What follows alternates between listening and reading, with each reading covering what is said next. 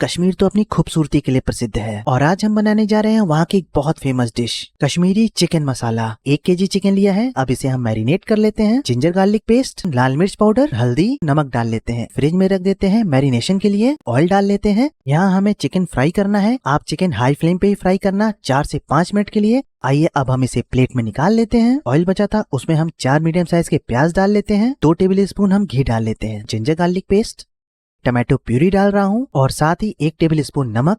Tomato puree को अच्छे से पकाने के बाद लाल मिर्च पाउडर, 1 टेबल स्पून हल्दी, गरम मसाला, जीरा पाउडर, धनिया पाउडर, थोड़ा सा पानी ऐड कर लेते हैं। 5 से 6 मिनट बाद अब इसमें डालते हैं हम 3 टेबल स्पून दही। अब इसमें डालते हैं हम 1 गिलास मिल्क। 5 मिनट बाद ये देखिए इसका कलर और टेक्सचर। अब इसमें डालते हैं फ्राइड चिकन। पानी ऐड कर लेते हैं। ढक देते हैं 10 मिनट के लिए। कश्मीरी चिकन मसाला बिल्कुल तैयार है खाने के लिए। आप इस रेसिपी को जरूर ट्राई करना। मैं दावे से कह सकता हूँ ये रेसिपी आपको बहुत ज्यादा पसंद आएगी। दोस्तों जल्द ही मिलते हैं एक नई वीडियो के साथ।